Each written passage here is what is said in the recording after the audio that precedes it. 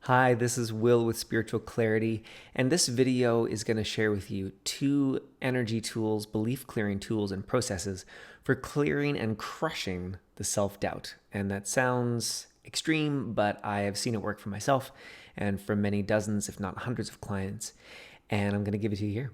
So, when I do this with private clients, it obviously goes a little different because I can be with them live and make sure that I really dig into all the juiciness. And that doesn't mean you can't use it for yourself just with what I share with you in this video and see some quick results and some quick wins. It could help you record that next video much more easily and quickly. It could help you to stop procrastinating or hesitating or getting overwhelmed with that next piece of content you need to get out there, or in doing follow-ups with clients to fill your client roster.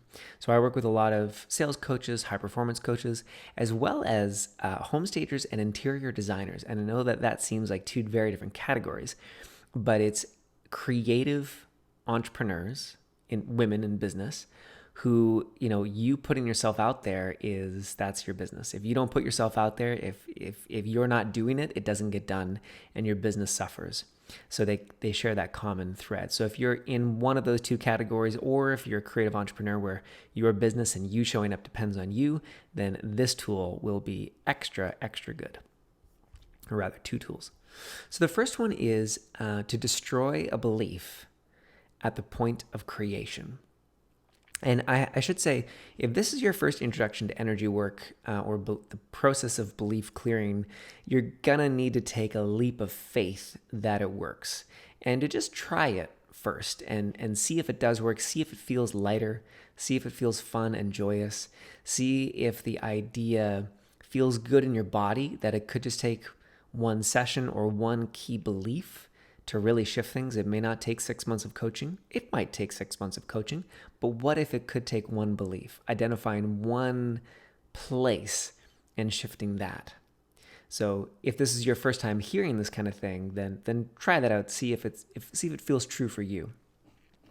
So what I mean by destroying a belief at the point of creation is very simply that we identify the energetic root of the belief. So instead of tapping, which I have found to be mildly effective for different things. I know some people swear by it. And instead of NLP, which I find can often be a surface shift, although it can also be very effective. We all find our modality that really, really clicks for us. I find this to be supremely effective. So it goes like this. The belief that, fill in the blank, would you be willing to destroy that at the point of creation? Now, I'm going to explain it all, but I'm going to give you a specific belief first, and I'll explain why I just twitched there in a moment. So much to explain. So the belief that we're going to play with is that you don't have anything unique to say, or that what you have to say is too unique and too different. Either way, it could be holding you back from putting yourself out there. So let's play with that. The belief that you don't have anything unique to say, would you be willing to destroy that at the point of creation?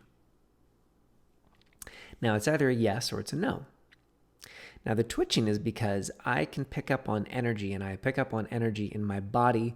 I yawn when energy starts to move and shift, or I twitch in my body when there's a bit of resistance energy or just a lot of energy.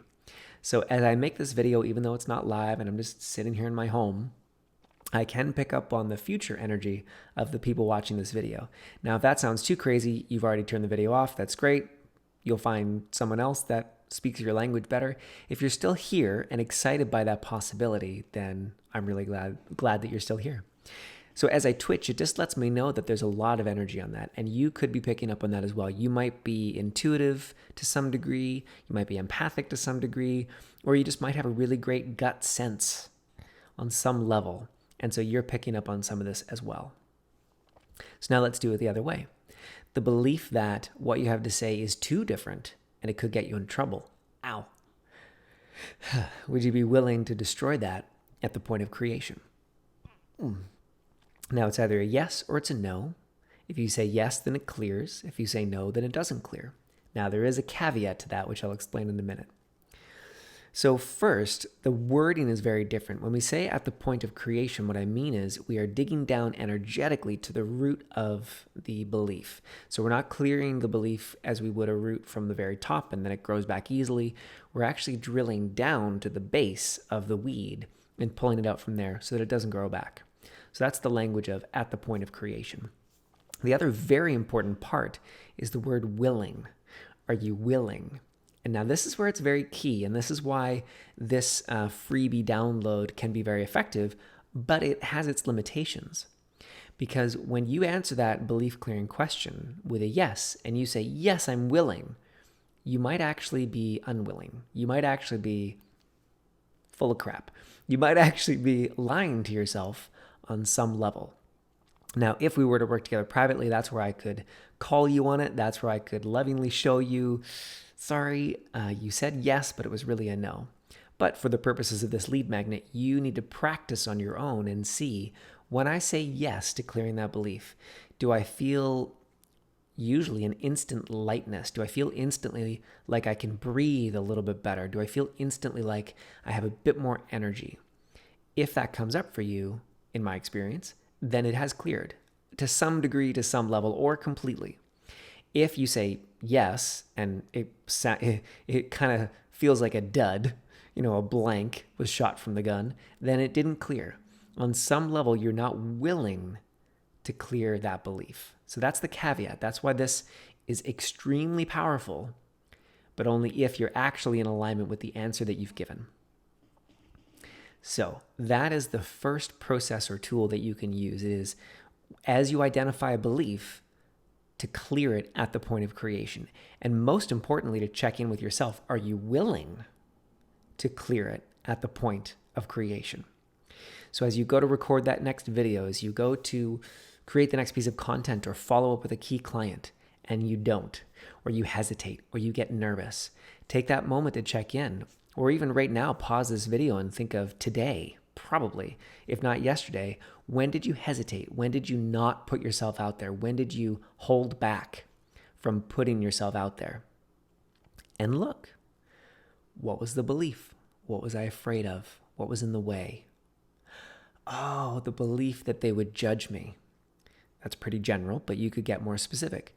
The belief that they would think that I'm too out there, crazy, too strict, not professional enough. Fill in the blank with whatever you see for you, and then try it out. The belief that I'm too serious for this client. Ow. Would I be willing to destroy that at the point of creation? That's not mine. I'm too serious for no one. I'm usually too light and fluffy for some, but I get very specific and I go for the jugular when I'm with clients, because there's no point in beating around the bush. There's no point in fluffing it. I call them directly on what's coming up, but more on that maybe in another video. So the second belief clearing tool and process is a specific question. So that's the general belief clearing process that you can use for anything that you identify. Practice it, try it out, and again, if you feel light, it's working. If you feel the same or heavier, then it's not working, and you might want to reach out and ask a question. The second one is this very, very specific question, and it's guttural, it's a gut punch. You got to be ready for it. So are you ready for it? Okay.